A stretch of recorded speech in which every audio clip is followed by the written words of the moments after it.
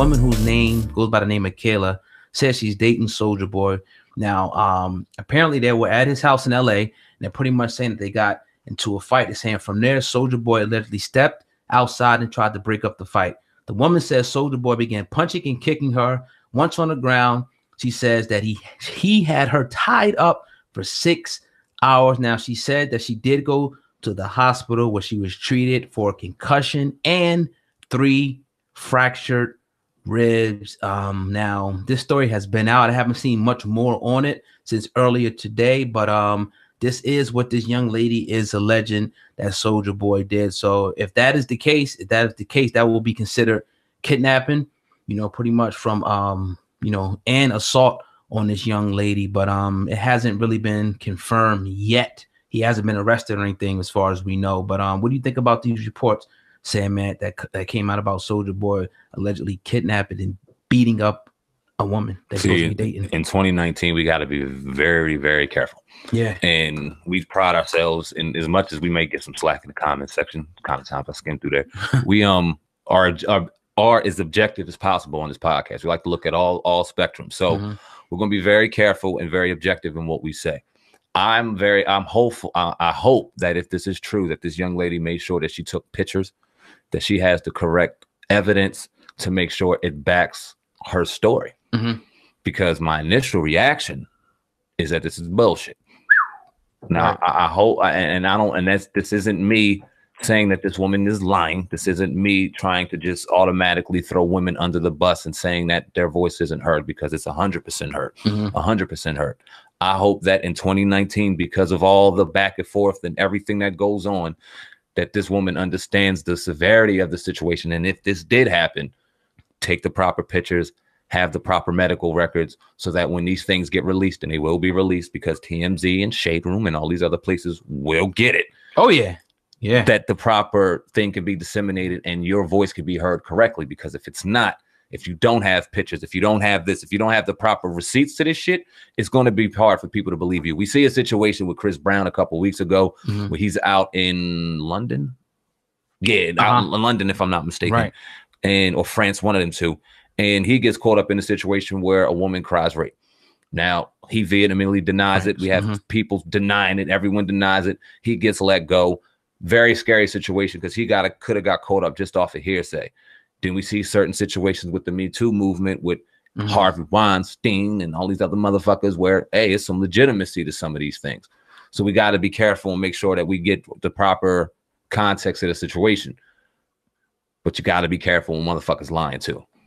Yeah, and like you said, usually pictures and whatnot will come out. There hasn't been anything, of the sort that come. Might be out there. Not saying that it's not out there, but right now, we know that we don't know. And Soulja Boy's still free. He just posted something up on Twitter, I think, about the Rams. But yeah, man, definitely, man, you're tuned into the Uncensored Truth podcast with your brother Old God and Sandman. Going in today on this Monday. Everybody listening to this video, I want y'all to do me a favor. Go ahead and hit that like button and make sure that you share this video. Yes, sir. Yes, sir. Now, after the news came down to 21 Savage, could possibly be deported, a lot of people started coming out saying some things, but one in particular was Tommy Lauren, who was a good friend of Charlemagne, one of the a female journalist. She went on Instagram, Twitter, and said this: I got 1, 2, 3, 4, 5, 7, 8 ICE agents ready to deport you, and that was pretty much a diss to 21 Savage. Well, Nicki Minaj was the latest one to step up and check her. Nicki Minaj left a tweet in response and said, "Your obsession with our culture is scary, to say the least. I hate giving you attention you so desperately crave, laughing at people getting deported as if their ancestors discovered America. Are you Native American, you fucking clown?" Nicki Minaj in response to Tommy Lauren. Sandman, what do you think about, first, people making fun of somebody being deported, and her in particular, and Nicki Minaj responding? What's your thoughts? Well, it's whack to make fun of anybody that's getting in that situation. And a lot of people in social media, they really like to gravitate to it. A lot of people were clowning them. It's a joke. It's funny. Somebody's life being fucked up is funny. Right. As far as Tommy Lauren going ahead and responding, she obviously loves the black culture. She loves it. She loves 21 Savage. She loves antagonizing the black culture. She loves to get a rile out of them. And Nicki Minaj going ahead and playing right back into there, and even Cardi B to a certain degree. And anybody that goes ahead and jazz with this woman, you're feeding right into what she wants to do. If we completely ignored her and she was just a speck in space, she wouldn't do it anymore. But she loves us so much. I mean, I like it though. I like Nicki Minaj stepping up.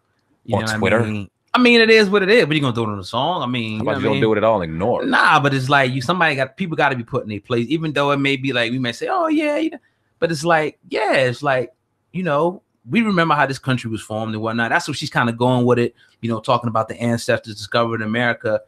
Her people came in and stole, you know, maybe not necessarily Tommy Lawrence people, but you know, they came in and took this country. You know what I mean? She's by getting force. that. She's you know getting what I'm saying? 50 million times a day in her Twitter. So I mean, Nicki but I'm Minaj saying had to though, go and confirm it too. I'm saying though, but it's still like, you know what I'm saying? You shouldn't be making fun of people getting deported, Facts. like you said. Agreed. You know what I'm saying? If somebody's going to step up and say something, I think it's a powerful thing to do. You know what I'm saying? You know, it is what it is. Good job, Nicki. Yeah, definitely. Yeah, but anyway, man. Yeah, man. Tune into the Uncensored Truth podcast with your brother, Old God and Sam, man. Going in today on this Monday. Everybody listening to this podcast, I need you to do me 2 favors. Hit that like button and make sure that you share this video. Yeah, man. That pretty much wraps up this episode of the Uncensored Truth, you know what I'm saying, podcast today. You know what I'm saying? I wanted to bring up just one quick thing because I will probably do our podcast listeners injustice. We don't talk about it real quick for the people that have watched the full episode. Situation in New York with the inmates. And we've seen the protest. We've seen my son out there. We've seen Yandy out there. We've seen her get maced. The conditions out there. The New York Mail was talking, and he tweeted on the 2nd of February, New York City is sending trucks with hundreds of blankets and hand warmers to the Metropolitan Detention Center now, and the generators are being ready for transport. Excuse me. We've been told the Federal Bureau of Prisons, the supplies are coming, whether they like it or not.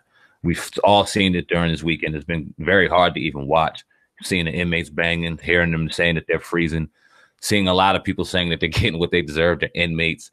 Seeing a lot of people very upset. My son, who's gotten criticism. Sometimes we agree, like you said, sometimes we don't, but he's out there on the front line, cold, talking for these people. So just real quick, oh God, I know you've seen it throughout the weekend. What are your thoughts on that, man?